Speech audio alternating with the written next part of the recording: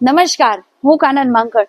મિત્રો, આજે યોગ સિરીઝના છેલ્લા એપિસોડમાં એપિસોડ નંબર 5માં પહોંચી ચૂક્યા છીએ. તો ચલો વિડીયો તરફ આગળ વધીએ. પહેલા આપણે અલગ અલગ પ્રકારની વોક કરીશું, જેનાથી એક્યુપ્રેશન પોઈન્ટ છે એ અલગ અલગ દબાણ આવશે અને લોહીનું પરિભ્રમણ છે આખા શરીરમાં વહેતું થશે. તો સૌ પ્રથમ સિમ્પલ તાડાસન વોક. દરેક એક સીધા જશું અને ઊંધા આવશું. ટોઝ ઉપર ચાલવાનું. પહેલા સિમ્પલ, જેટલું તમારાથી થાય એટલું. ઊંધું ફાવે તો ઊંધું અને ફરીને ફાવે તો તમારી રીતે. હવે કોઈને હાઈટ વધારવી છે અથવા તો આખા શરીરમાં ખેંચાણ લઈ આવવું છે, તો કઈ રીતે? હાથને ઇન્ટરલોક કરવાનું અને ટોઝ ઉપર ચાલવાનું.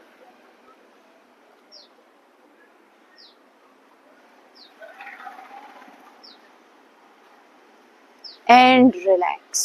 હવે એડી ઉપર ચાલીએ. કઈ રીતે? બે એડી એક સાથે ફાવે તો એક પછી એક કરી શકો, પણ આ બે એડી તમને થોડું સિમ્પલ રહેશે. કોઈને એડી દુખતી હોય, અત્યારે દબાણ આવતું હોય, વધારે દુખતી હોય તો તરત બંધ કરી દેવાનું, બાકી તમને ખૂબ મજા આવશે. હવે પગની બહારના ભાગમાં આ રીતે કરશું.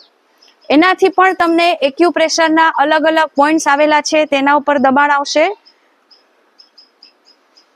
ફરી ચાલવામાં થોડું તમને એમ થાય કે અજીબ લાગશે, પરંતુ તમે કરશો એટલે ખૂબ મજા આવશે.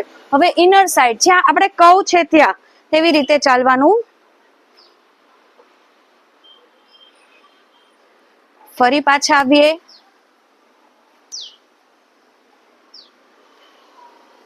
અને રિલેક્સ. હવે જે લોકોને વર્ટિગોની સમસ્યા છે અથવા તો બ્રેઇન સ્ટ્રોક પછી શરીરમાં ચાલમાં બેલેન્સ નથી રહેતું, અથવા તો એજ ફેક્ટરને લીધે ચાલવામાં આત્મવિશ્વાસ નથી, તો કઈ રીતે? જો સ્વસ્થ છો તો સામે જોઈને ચાલવાનું, બાકી નીચું જોઈ એકદમ ધીમે ધીમે. બે પગના પંજા આખા જમીન પર મૂકવાના, આગળ પાછળ. જો એકે પગ જગ્યાએથી ઊભો ન થવો જોઈએ. હવે તમને આમાં ઊંધું ન ફાવે તો ફરી પણ શકો છો. સ્વસ્થ છે એને સામે જોઈને ચાલવાનું, તો પણ ડગમગાશો. આ તમે રેગ્યુલર 5 મિનિટ વોક કરશો, તમારું આખું શરીર છે એ ઉર્જાવાન થઈ જશે. પાછા આવીએ અને રિલેક્સ. હવે ઊંધું જ ચાલવાનું છે. સીધા ગયા એવી રીતે ઊંધું, જે ગોઠણના દુખાવા માટે સરસ છે. ચાલની સ્પીડ છે થોડી ધીમી રાખીએ. ફરી ઊંધા જ જઈએ.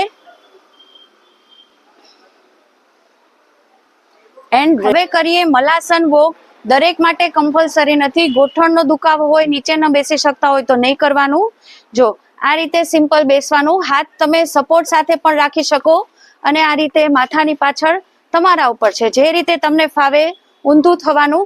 અત્યારે જગ્યા ઓછી છે, બાકી સર્કલમાં તમે દરેક ટાઈપની વોક કરશો, તમને ખૂબ મજા આવશે. આવી રીતે તમે 3-4 વાર કરી શકો. હવે જે લોકોને ગોઠણ દુખતા હોય તે લોકો માટે પણ સારું છે. જો સપોર્ટ વગર ગોઠણ દબાશે, તમને ખૂબ મજા આવશે. ઊંધા ફાવે તો ઊંધા જવાનું.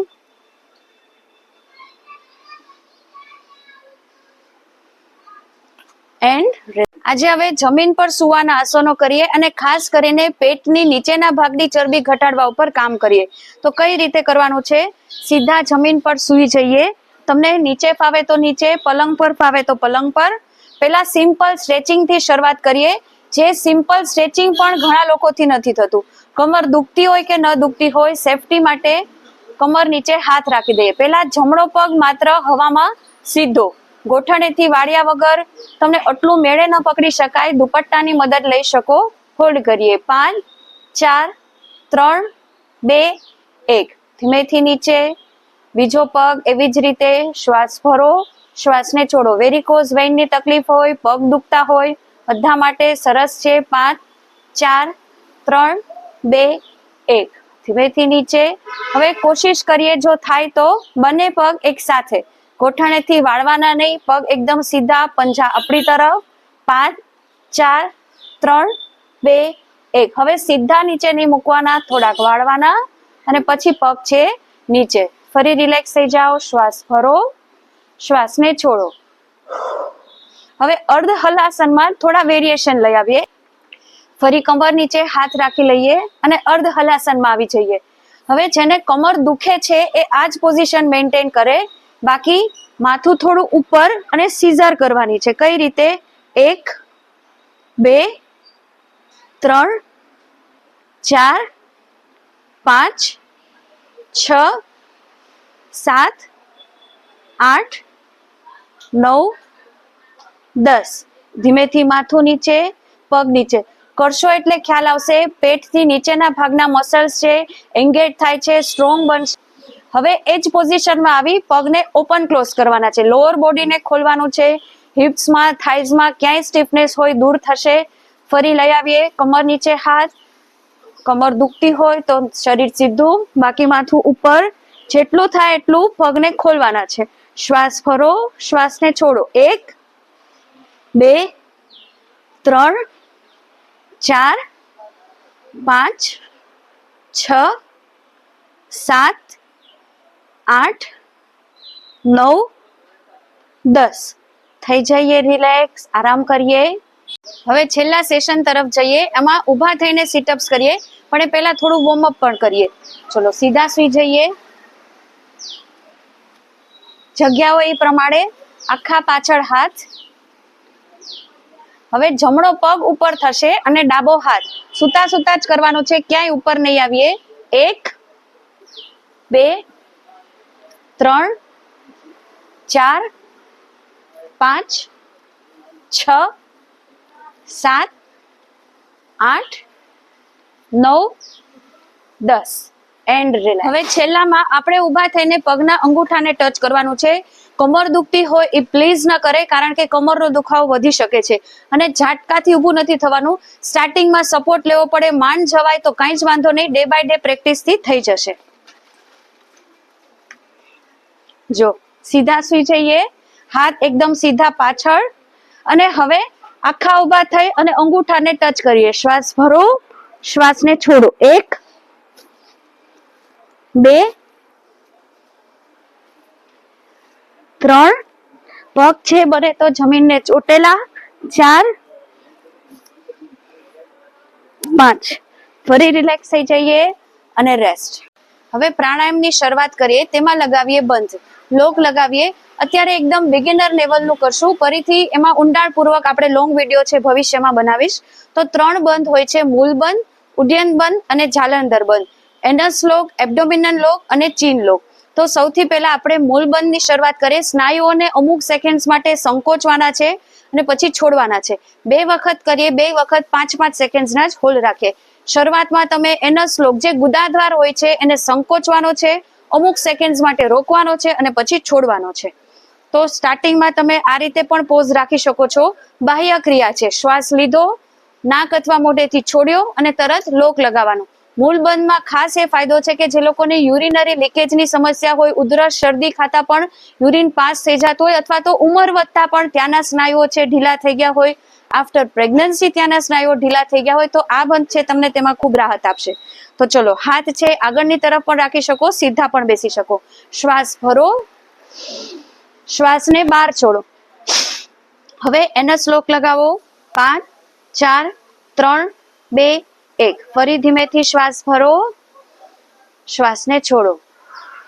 કદાચ નાકમાંથી કચરો બહાર નીકળે, પ્રવાહી બહાર નીકળે, નીકળવા દેજો. એ કચરો જ છે, શરીરના ઝેરી તત્વો છે, ભલે નીકળતા સાફ કરી દેજો. બીજી વખત કરીએ. ફરી શ્વાસ ભરો, ફોર્સથી છોડો, લોક લગાવો. 5 4 3 2 1. ધીમેથી શ્વાસ ભરીએ, ધીમેથી શ્વાસને છોડીએ. સમયના અભાવને કારણે આપણે આટલી જ વખત કર્યું. તમને આ તકલીફ હોય યુરિનરી લગતી તો તમે 5 સેકન્ડ 10 સેકન્ડ એવી રીતે 4-5 વાર છે કરી શકો. હવે પેટના ભાગને અંદરની તરફ સંકોચવાનો છે. કઈ રીતે? આગળ તરફ થોડું ઝૂકેલા રહીએ. શ્વાસ ભરો, શ્વાસને બહાર છોડો, પેટના ભાગને અંદર ખેંચો. 5 4 3 2 1. ધીમેથી શ્વાસને છોડો, relax.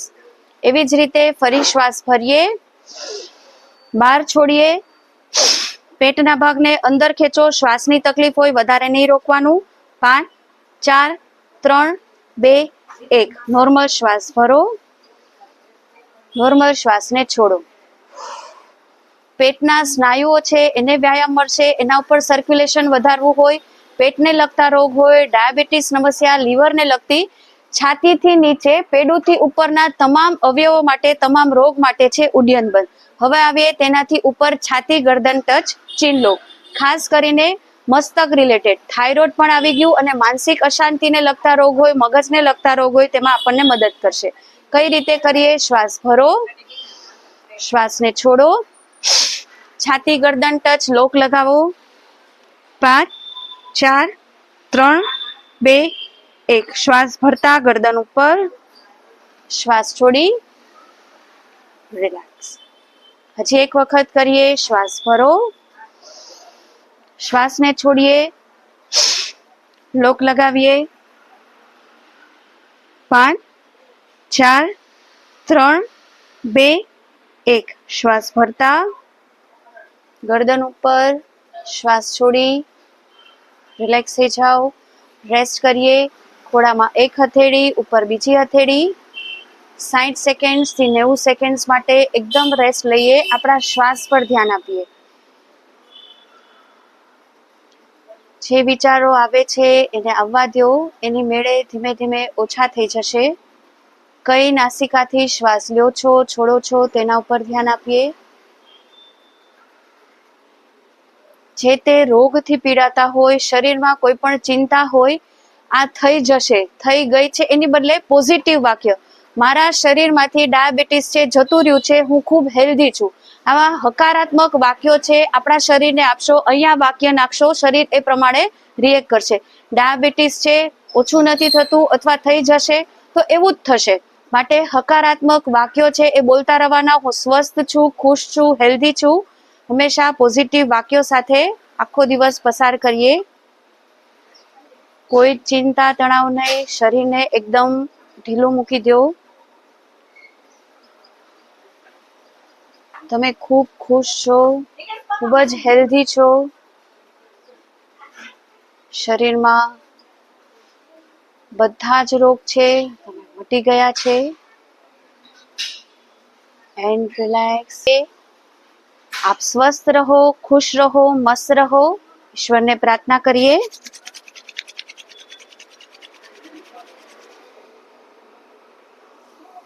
And relax. Last butterfly stretching કરીએ. આજે પૂરેપૂરું વેઇટ લોસ છે, છેલ્લે સુધી કરીએ. પેલા સિમ્પલ શરીરની એકદમ નજીક લઈ જઈએ. પોસ્ચર એકદમ સીધું. 10 વખત કરીએ. 1 2 3 4 5. હવે થોડું 5 વખત આ રીતે કરીએ. જો શ્વાસ ભરો, શ્વાસને છોડો. મારી મચડીને નહીં, જેટલું થાય એટલું કરવાનું. 2, પૂરું નીચે મુકાય તો વધુ સારું. 3 4, લાસ્ટ 5. આશા રાખું છું આ વિડીયો, આ સિરીઝ આપને પસંદ પડી હશે. ફરી મળીએ નવા જ વિષય સાથે. ત્યાં સુધી રજા લો. નમસ્કાર.